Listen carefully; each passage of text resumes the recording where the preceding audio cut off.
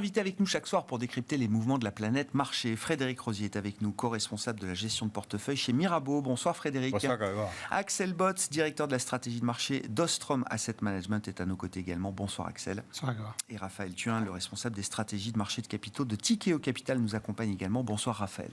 Ravi de vous retrouver tous les trois, messieurs. Je commence avec vous, Raphaël. La question que je posais en introduction, est-ce que la France parle correctement à ses créanciers aujourd'hui ?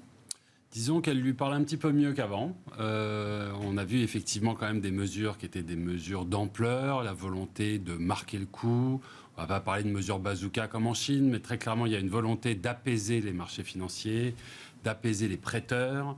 Très clairement, ça a été le focus du gouvernement Barnier, avec en particulier donc des mesures d'ampleur, faire baisser le déficit d'autant dans un délai raisonnable, c'est respectable d'une part. Et puis aussi cette volonté de faire porter le gros de l'effort au début, dès l'année prochaine. Ça aussi, c'est un gage de bonne foi.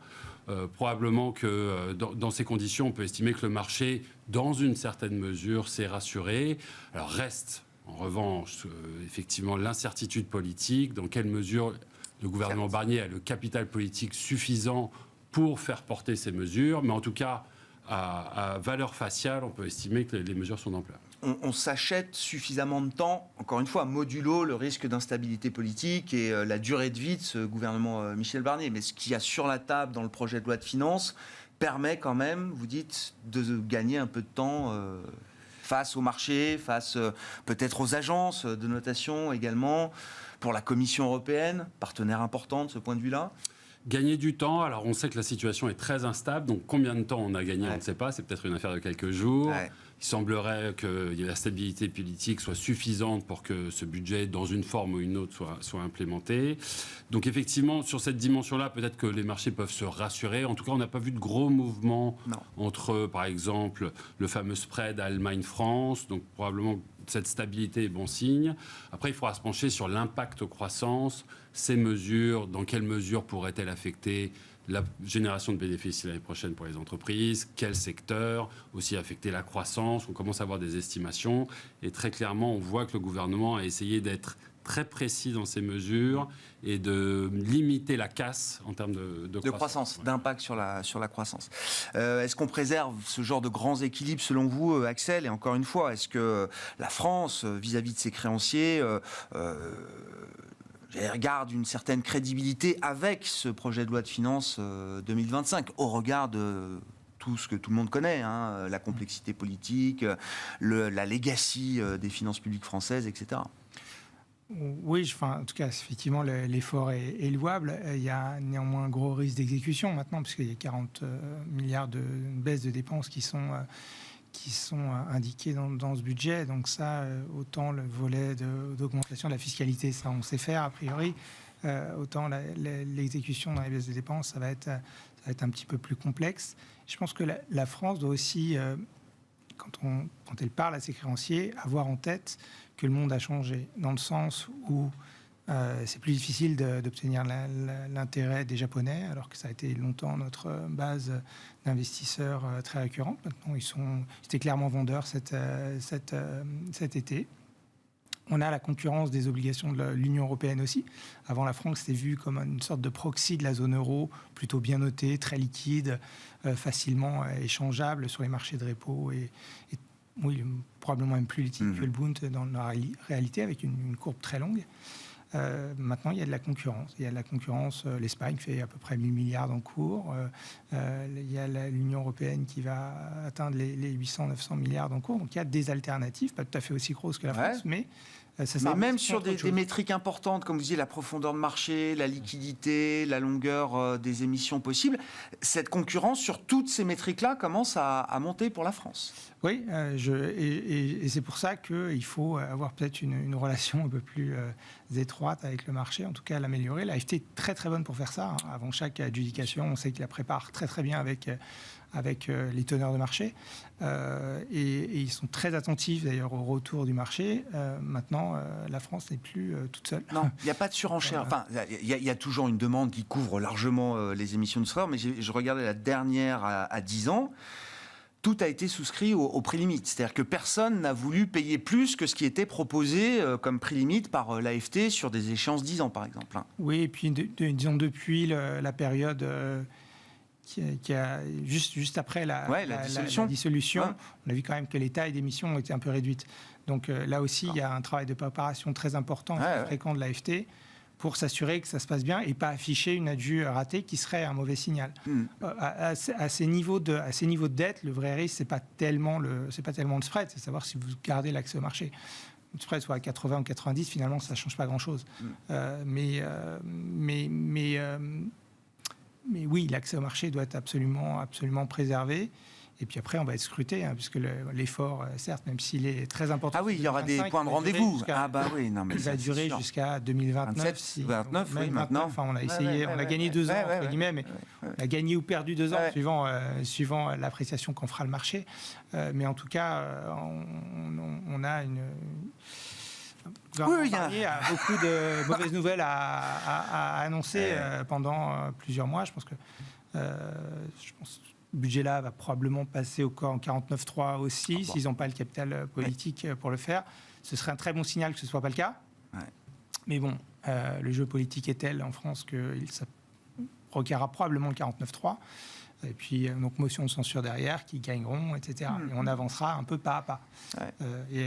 Dans l'intervalle, on a les agences de rating ce soir, la semaine prochaine, au mois de novembre de nouveau, octobre, je ne sais plus la dernière quand elle s'exprime, mais en tout état de cause, on sait que la France n'est pas franchement un double A si l'Espagne est un simple A. On est d'accord. Avec un taux espagnol à 10 ans aujourd'hui qui est même légèrement inférieur au taux 10 ans français. On m'expliquait, on me rappelait qu'une des forces aussi de la dette française quand même, profondeur, liquidité, c'est aussi le fait d'avoir des instruments de couverture. Il y a des futurs sur la dette française comme il y a des futurs sur le Bund, ce qui n'est pas le cas de toutes les dettes souveraines, c'est ça. Oui, mais rappelez-vous que le futur, il a été lancé une semaine avant la présidentielle d'Hollande en 2012. Je me souviens, 2012. Oui. C'était pas pour l'acheter. Oui. Ça peut, c'est un instrument de couverture dans les deux sens, effectivement, le futur. Bon. Sur cette situation française, alors je ne sais pas ce que vous voulez rajouter, Frédéric Rosier, mais même le cas des actions françaises, on a bien vu que depuis le 9 juin, le CAC 40, qui a été à un moment un indice fort, un indice leader sur la première partie d'année, se retrouve plus du tout dans cet état-là, évidemment. Oui, alors pour d'autres raisons, parce qu'on a une composante quand même qui est très liée à la Chine, avec le luxe notamment. D'accord. Il y a quand même une composante. Oui. Alors, par contre, mettons pas tout sur le dos de Michel Barnier et des finances publiques françaises. D'accord. Que constate quand même sur ce mouvement, et notamment post-dissolution, le marché a été vendu pour lui-même. C'est-à-dire qu'il a été vendu de manière assez homogène. Si vous prenez les actions, elles ont varié à peu près de manière... les flux, notamment vendeurs ETF et autres, ont fait le job. Donc on a une dégradation pour le coup, du marché français. On observe quand même, depuis quelques temps, des divergences très très fortes. C'est-à-dire qu'on a vu quand même des actions, même domestiques, rebondir. Là, on voit par exemple des NJ rebondir, AXA, des choses comme ça, qui ont plutôt tendance à rebondir alors qu'elles avaient été attaquées justement pour leur côté français et sensible notamment au taux français. Là, il y a une divergence qui s'est opérée. Et donc, il y a une forme peut-être de marché qui est un peu rassuré quand même. Un relief, un soulagement. Un soulagement, c'est-à-dire que je ne dis pas que le meilleur est arrivé, mais le pire est évité. Et donc, dans cette configuration, le marché commençait à faire son job, son travail. Alors, je pense qu'il y a toujours une décote qui s'opère quand même sur le marché français au regard de la situation budgétaire, mais que le marché est prêt à repayer. Et là... Même avec la taxation, les surtaxes qui vont s'appliquer peut-être temporairement pour des entreprises de certaines tailles, etc. Pour moi, c'est déjà dans les cours. C'était déjà dans les cours parce que c'était dans le scénario du pire qu'on avait imaginé lorsqu'il y a eu la dissolution. Donc je pense que ce scénario de taxation, on l'a vu d'ailleurs. On a eu le temps d'imaginer le scénario du pire. Le scénario du pire, et même les entreprises qui sont plus soumises à ce facteur-là, notamment dans le secteur de l'énergie, on a vu qu'elles ont eu tendance même à se repricer un petit peu, hormis mais même là. Donc je pense qu'effectivement le marché l'avait un petit peu intégré et je pense que l'impact maintenant est négligeable. Pour le coup, et on part dans une autre histoire qui est plutôt effectivement une forme de repricing de la France en relatif notamment à l'Europe, puisqu'on a vraiment pour le coup, excusez-moi du terme, lagué par rapport au marché européen. Donc, là, on est en retard depuis le mois de janvier. Donc après, on aura d'autres facteurs avec bien sûr la partie croissance et la partie sensible chinoise qui peut éventuellement, on peut avoir des bonnes surprises, pourquoi pas sans doute, mais on peut avoir des bonnes surprises. Mais la partie qui est hors Chine, on va dire, plutôt dans une phase de reprise techniquement. D'accord. Il y a un marché à deux dual. vitesses là en France. Les boîtes très françaises et les boîtes exposées à l'international. Sur le CAC et à la 40, Chine notamment. J'ai rarement vu une telle divergence entre des plus 30, plus 40 sur certaines valeurs et des moins 30, moins 40. Il y a une énorme divergence sur le CAC et ça s'est accentué depuis juin. Dans quelle mesure on tient compte, quand on gère forcément des valeurs françaises, dans quelle mesure on tient compte de ce risque politique? Est-ce que ça oblige à avoir une analyse différente, une sélectivité différente, Raphaël? Oui, très clairement, et on parle du risque politique France aujourd'hui, mais on parlait de Chine hier, des États-Unis et des droits de douane demain. Aujourd'hui, on ne peut plus faire l'économie d'aller chercher business par business, entreprise par entreprise, les expositions. Donc là, on va regarder les expositions à la France en termes de chiffre d'affaires, mais aussi l'impact potentiel des hausses fiscales à venir. Ça, c'est un travail qui doit être fait entreprise par entreprise, secteur par secteur. Et effectivement, c'est quelque chose qui est devenu généralisé. On rabâche un petit peu la même idée, mais c'est vrai que vous allez reparler d'ETF, j'entendais un peu plus tard. Dans le dernier quart d'heure, oui. Effectivement, la gestion passive fait fi de ce type d'analyse, là où aujourd'hui on semble vraiment s'orienter sur une grande dispersion, beaucoup d'écarts, de dislocation, comme vous disiez. Et puis même pour dézoomer au-delà de ça, je pense que au-delà du cas France spécifique aujourd'hui, c'est aussi assez symptomatique du type de marché dans lequel on se trouve, des marchés de choc politique, de choc de duration, de choc d'offres. Aujourd'hui, encore une fois, le zoom est sur la France, mais demain, on va parler de l'Italie très rapidement. On va parler des élections américaines. Ce risque politique France, il est d'ailleurs amené à perdurer sur la durée. On a parlé de la Chine la semaine dernière. On a vu les effets que ça a eu sur le marché. Donc, c'est un exemple supplémentaire de ce peut-être nouveau régime qui s'offre à nous, où effectivement on va avoir de la volatilité, on va avoir des risques de dislocation forts sur des événements ponctuels, et effectivement la liste est assez longue. Ça aussi, ça fait réfléchir quand on parle allocation et sélection de valeurs. Bon, sur la Chine, qu'est-ce que vous dites justement là, depuis toute la séquence d'annonces qui a commencé fin septembre, le 24 septembre, la violente réaction de marché en première intention, le côté peut-être un peu déceptif du manque de détails à ce stade, d'une politique budgétaire notamment puissante et volontariste. Qu'est-ce que ça implique alors pour des actifs chinois et puis peut-être par effet d'entraînement pour des entreprises européennes, par exemple? Oui, c'est lourd en implication. En tout cas, on regarde ça avec beaucoup d'intérêt. Je pense que le marché voit le facteur Chine comme un facteur incontournable aujourd'hui. Dans quelle mesure les interventions récentes et les annonces à venir vont pouvoir vraiment changer le sentiment autour de la Chine? Ça, c'est une vraie question. Très clairement, ce sont des annonces majeures. On a parlé de bazooka probablement à juste titre, et le rebond est justifié. En particulier à un moment où le marché était et n'est vraiment pas chèrement valorisé. Petit 1. Petit 2, il est très sous-exposé chez les investisseurs. C'était un marché que tout le monde aimait détester, la Chine. Donc effectivement, on voit un rebond et potentiellement à court terme, ce rebond, il pourrait perdurer. La vraie question sur le long terme, c'est est-ce que ces mesures sont capables d'adresser les problématiques structurelles de l'économie chinoise, qui sont nombreuses, et on en a beaucoup parlé, problématiques de consommation, de crise de confiance, d'excès de dette, de bulle immobilière, de déflation. Excusez-moi, la liste est non, mais bien sûr. Je finirai avec la géopolitique et je m'arrêterai là. Là, on a du mal encore à vraiment pouvoir se prononcer sur le fait que oui, on a trouvé la formule magique. C'est plus un patch conjoncturel à ce stade qu'autre chose, vous dites. Très clairement, on a voulu marquer même si esprits. tout y est de ce point de vue-là. Voilà, on a voulu marquer les esprits. On sent qu'il y a eu un changement d'attitude des autorités. Il y a un petit peu de quoi qu'il en coûte là, qui commence à interroger. Maintenant, la vraie question, c'est sur la dynamique de confiance, et pas confiance des investisseurs. Celle-là, elle semble à nouveau gagner. La confiance du consommateur. Sur les dynamiques de productivité, qui ont été vraiment un sujet vis-à-vis de l'économie chinoise, qui souffrent de cet interventionnisme excessif, et sur des dynamiques de consommation, un pays qui est très clairement orienté vers l'investissement, la production au détriment de la consommation. Ça, ce sont des plaies long terme de la Chine, et on a encore aujourd'hui du mal à interpréter à la lumière de cela l'impact de ces mesures sur le long terme. Oui, je comprends, sur les problèmes structurels. Signal de marché, signal macro, qu'est-ce que vous dites de la Chine aujourd'hui, Axel? Et effectivement, est-ce que il y a au moins l'idée d'une embellie conjoncturelle côté chinois? Alors, l'idée est là, c'est sûr, on ne va probablement pas se mettre en face aujourd'hui, alors qu'effectivement, probablement, la Terre entière était short. Donc, ce n'est pas le moment forcément de douter. Et il faut probablement accompagner le mouvement avec des effets collatéraux qui seront bénéfiques pour le reste du monde, mais aussi peut-être négatifs. On voit déjà sur la hausse des matières premières. Donc ça, il va falloir qu'on la paye aussi. Donc il y a l'aspect Moyen-Orient aussi, j'imagine, qui joue un peu sur la partie pétrole, mais métaux, pas... D'accord. Le cuivre, très directement lié à la Chine, là. Le fer traité en Chine a bondi avec cette annonce de stimulus. Et puis, il ne sera pas interdit de douter ensuite quand on voit que, par exemple, ils recapitalisent les 6 plus grandes banques qui sont censées réglementairement être surcapitalisées et de beaucoup.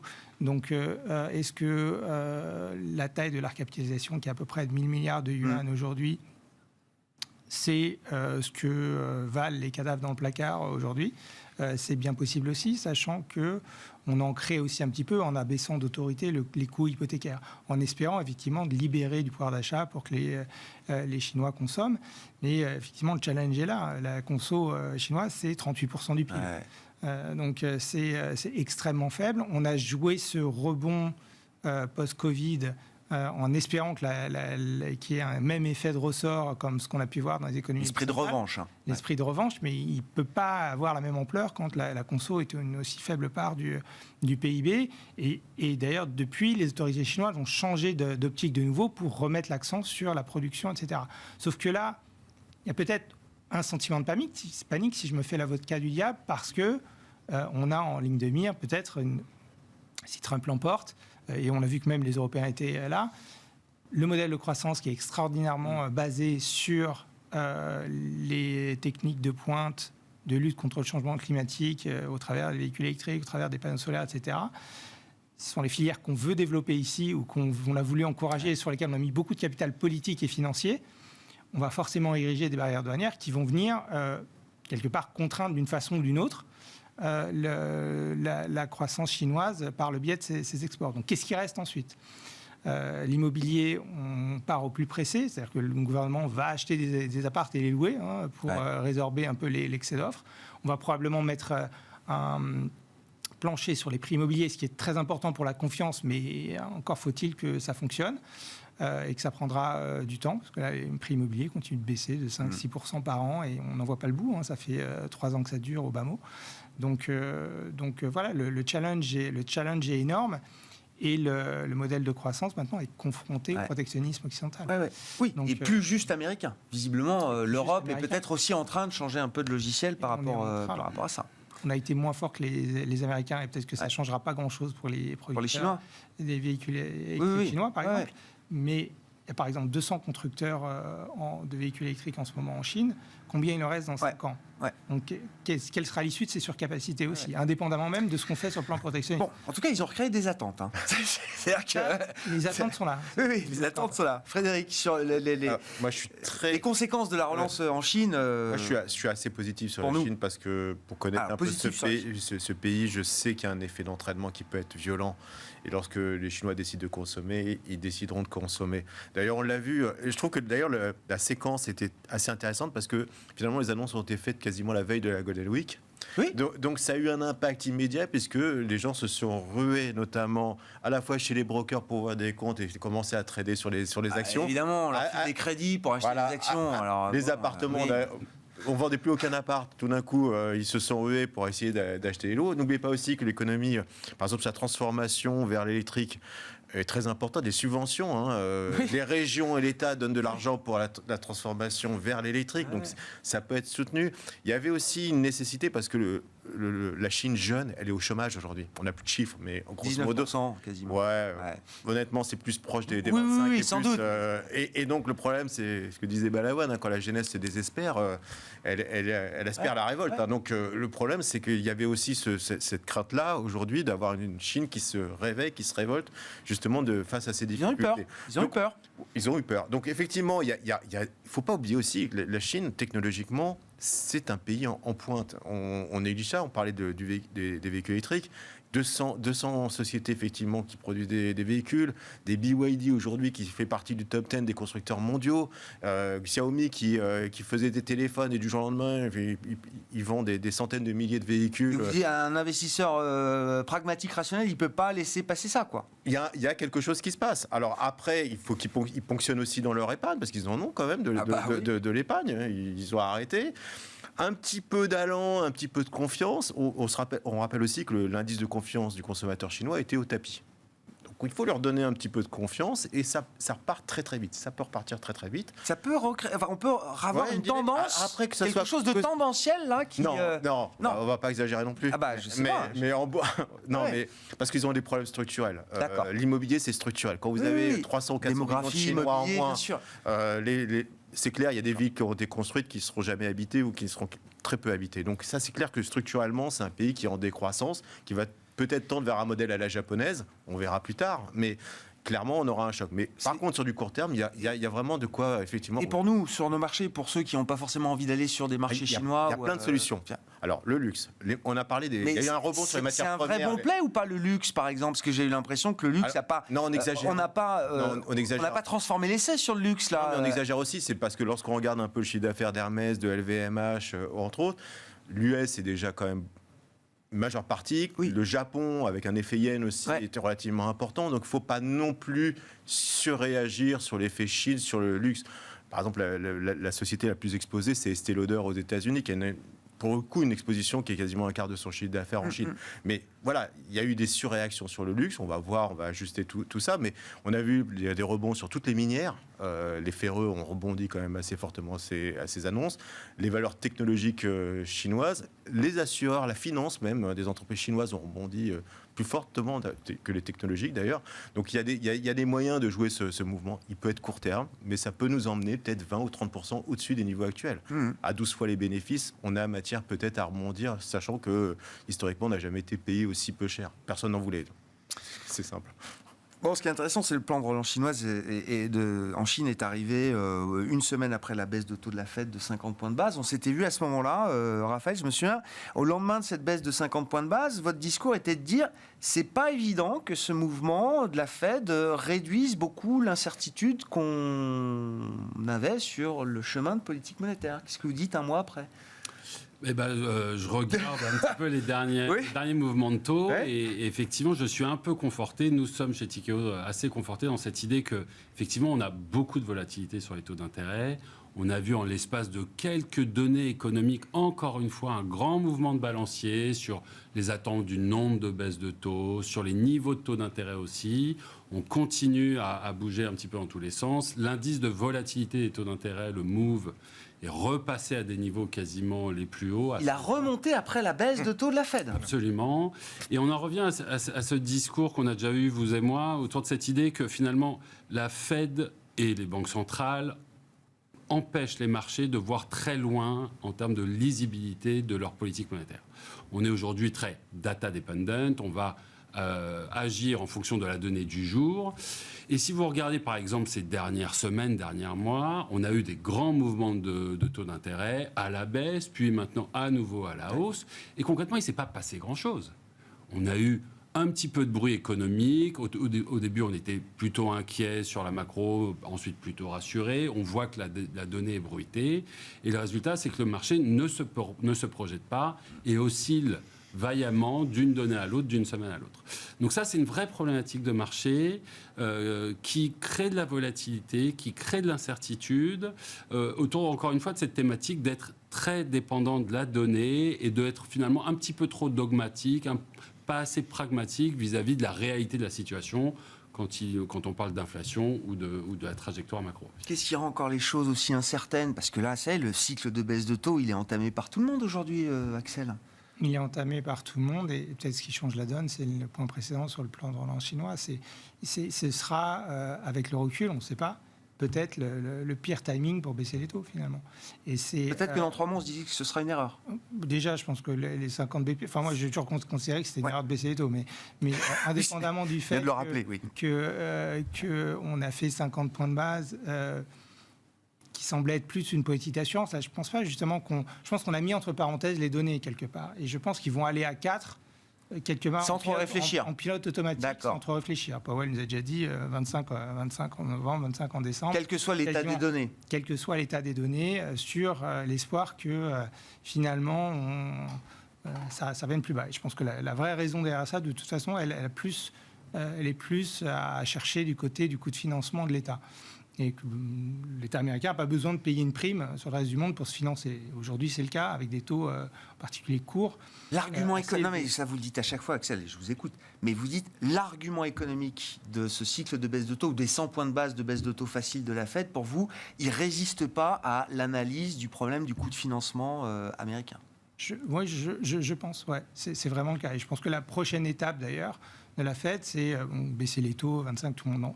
Mais tout le monde oublie qu'avant même de baisser les taux, ils avaient déjà réduit le quantitative tightening. Donc en réduisant le quantitative tightening de 35 milliards, ils donnaient... Ils réinjectaient, oui, c'est ça. Ils filaient 400 milliards au Trésor, quelque part. La prochaine étape, c'est donc d'arrêter le quantitative tightening complètement, c'est redonner à peu près 300 milliards au Trésor en facilité de financement. Ça permettra au Trésor de rallonger sa dette un petit peu. Et le problème, c'est que si, dans le même temps, les anticipations d'inflation reviennent, il n'est pas sûr que le trade soit très à l'avantage du Trésor, dans le sens où, quelque part, depuis qu'on a baissé les taux de 50 BP, regardez ce qu'ont fait les taux mortgage aux États-Unis, ils ont monté et très violemment. Donc si c'est perçu comme une erreur de politique économique, la prime de terme va monter, l'inflation anticipée va remonter, et finalement, ce sera récessif, là où ça voulait être stimulant. Il y a une chose qui est aussi passée sous silence. Si vous regardez le marché du repo aux États-Unis, autour de la fin de trimestre et même quelques jours après, on est passé au-dessus de la borne haute des Fed Funds. C'est-à-dire qu'en général, le repo, comme les Fed Funds, ça se balade dans le range qui est indiqué, c'est-à-dire en ce moment 4,75, 50. On est allé traiter jusqu'à 5,45, alors que la Fed avait baissé les taux de 50 BP, et donc entre 4,75 et 5, 15 jours avant. Donc ils ont, comme ça, peut-être sous-estimé, je ne sais pas, la demande de liquidité, ils peuvent créer comme ça des tensions sans le voir, s'ils ont une politique qui n'est pas lisible et pas compréhensible.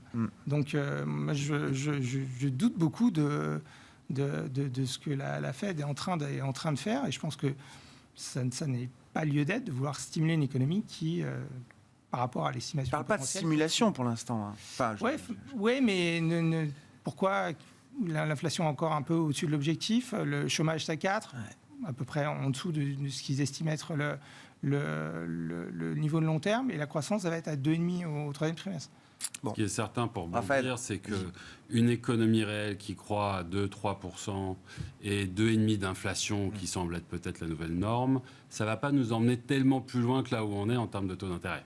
Et si vous partez du principe que c'est un bon proxy pour le 10 ans, vous voyez, l'économie réelle plus inflation, est-ce qu'on a vraiment des raisons d'aller beaucoup plus bas que 4, 3,5% ? C'est pas certain. Donc, est-ce qu'on est, pour aller dans votre sens, un petit peu sur une espèce d'équilibre ? C'est pas impossible. Quelques baisses de taux peut-être faciles, mais pas tant que ça non plus, avant d'arriver à un niveau où il faudrait peut-être s'arrêter. Frédéric, qu'est-ce que ça vous inspire ? Et puis Fed et BCE, quoi. Enfin, je veux dire, est-ce que... Non, sur la Fed, ce qui est intéressant, c'est que jamais dans l'histoire, on avait anticipé une aussi forte baisse de taux avant même qu'elle ne commence. C'est-à-dire qu'on avait 235 points de base attendus dans le cycle de baisse. Sur le cycle précédent, on était plutôt à 100 BP, 150 BP au moment où... Donc là, les attentes sont très fortes. Donc c'est pour ça, effectivement, qu'on a de la volatilité. Parce que plus élevé aussi.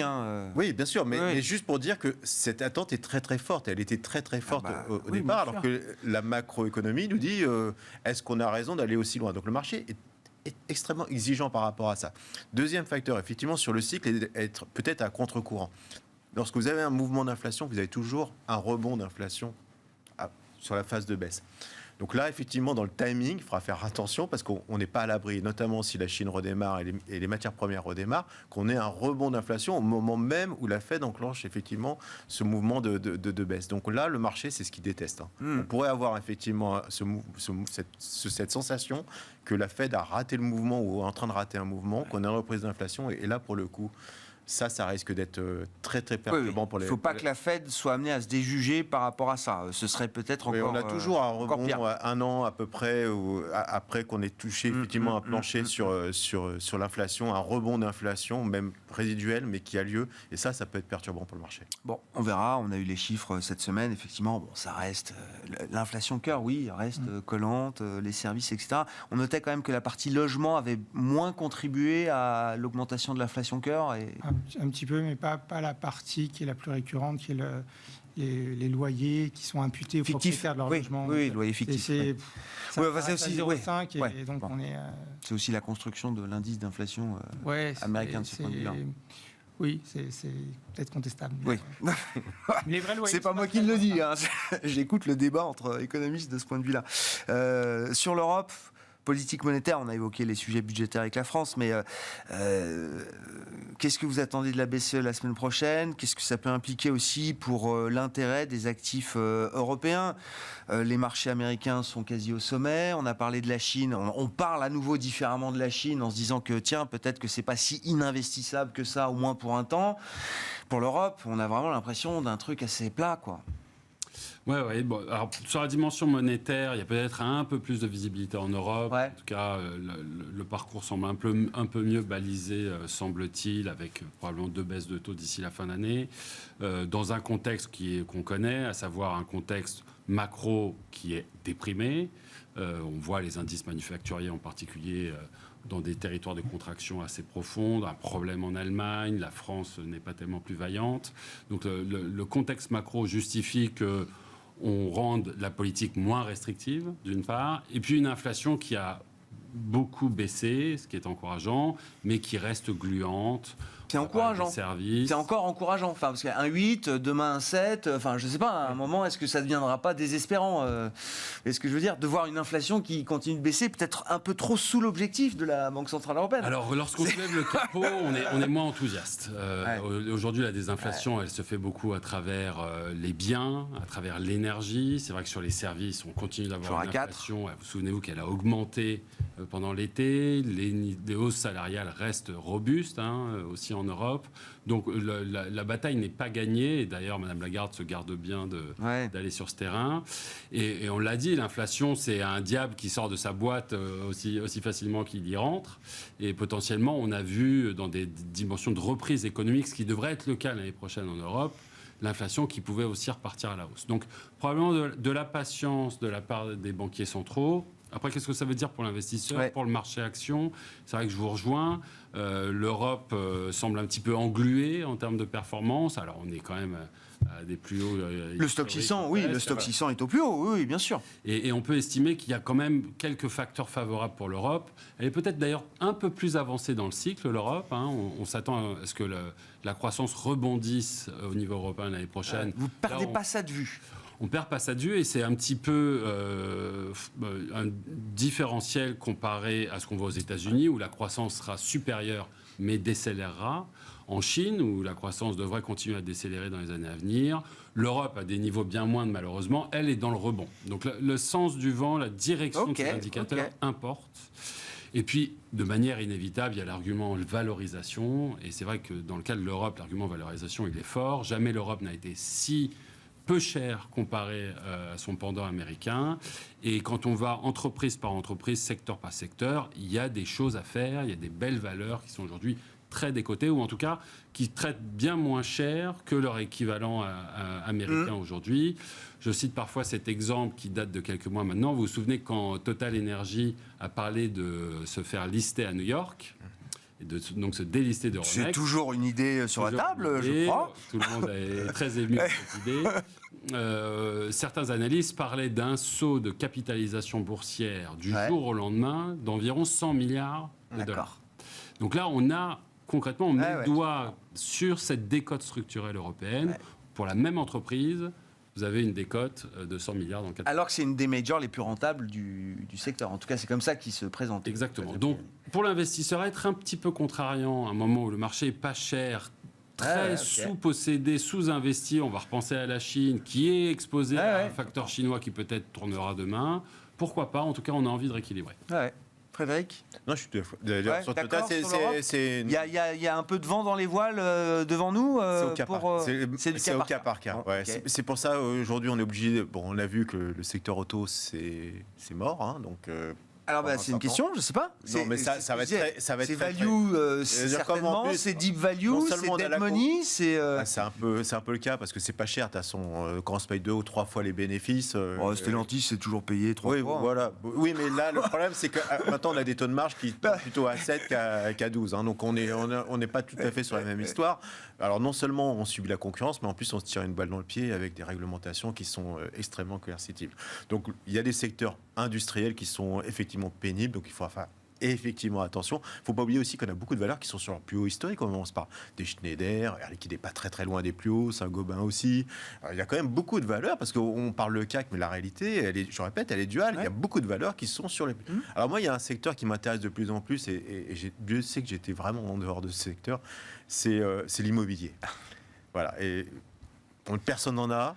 Personnellement, j'en avais pas depuis énormément de temps. Foncière cotée. Foncière cotée. Ouais. Alors, on ne parle pas de la décote, elle est structurelle. C'est un secteur, on doit quand même, dans un environnement de baisse des taux, commencer à regarder. Alors, il y a eu des rebonds. Oui, j'allais dire, le marché n'a pas attendu que vous regardiez, Frédéric. C'est clair, mais il reste quand même sous-détenu. Hein. C'est un secteur qui est sous-détenu parce que tout le monde est gavé d'immobilier par ailleurs. Donc, je pense que c'est un secteur qu'il faut regarder avec peut-être plus de bienveillance, honnêtement. J'entends. Puis après, et les fondamentaux, quand on regarde un peu les fondamentaux de ces boîtes, je veux dire, ça y est, on a passé le niveau de stress maximum de savoir est-ce qu'on était vraiment sur des problèmes de solvabilité pour ces entreprises. Une entreprise allemande qui s'appelle Vonovia, oui, bien sûr. Du résidentiel à Berlin notamment.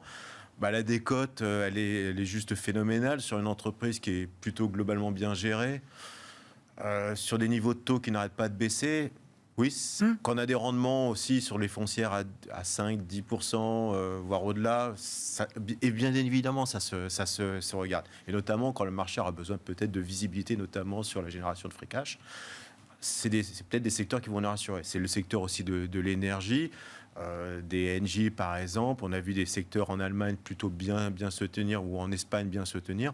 Il y a peut-être des choses à regarder sur ces secteurs qui étaient globalement plutôt sous-détenus. Ouais. Voilà, alors c'est pas le truc le plus enthousiasmant, j'en conviens. Non, toujours c'est pas sexy, mais c'est pas grave. Enfin, on s'en fiche. Mais là, on est peut-être dans un facteur où le marché va vouloir chercher de nouveau du dividende, de la visibilité en Europe. Et c'est marrant parce que on achète ce qu'on achète en Europe, c'est pas forcément ce qu'on a envie d'acheter aux États-Unis. Donc, ça permet mine de rien de rééquilibrer les portefeuilles avec des secteurs assez complémentaires. Enfin, vous parliez de l'énergie en Europe.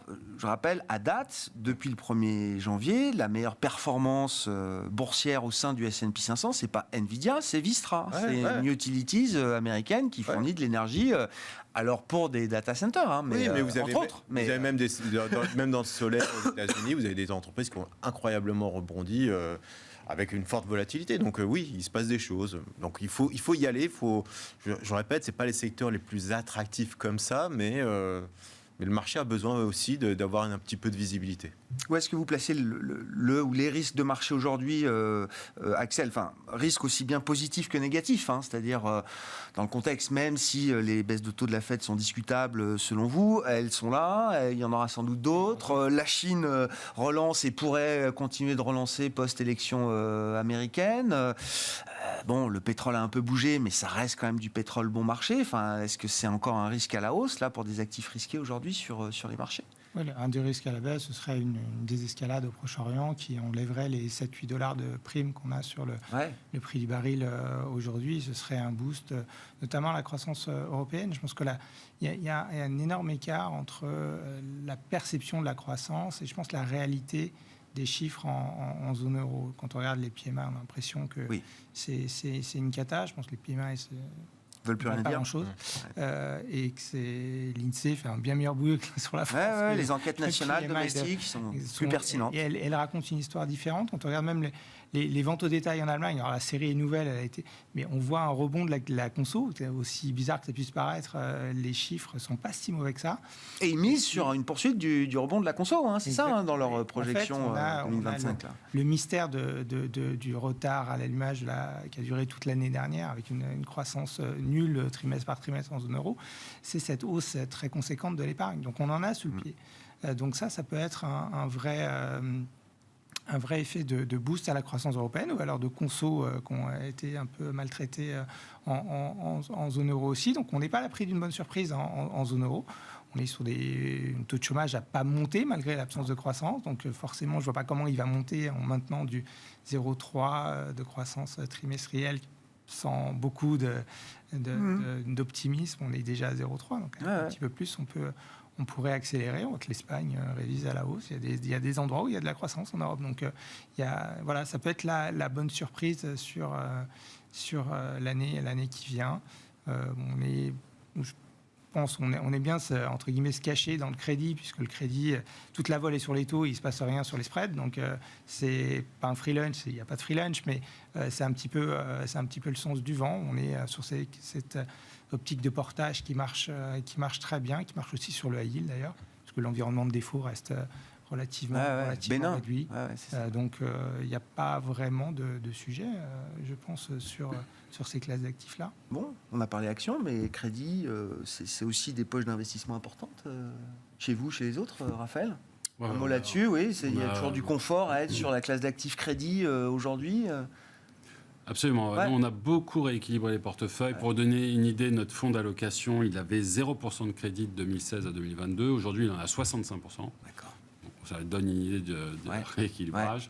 Et effectivement, je vous rejoins, pour nous, c'est une espèce d'âge d'or aujourd'hui pour le crédit, sur ces dimensions effectivement de portage. En buy and hold toujours. Il n'y a pas de raison de changer de stratégie. Payer pour faire de la qualité, 5, 6, 7% si vous faites bien votre travail, sur des émetteurs qui ont des fondamentaux très sains aujourd'hui. Les niveaux de levier sont très raisonnables, les taux de défaut plutôt eu tendance à baisser plus récemment et sont proches des moyennes historiques.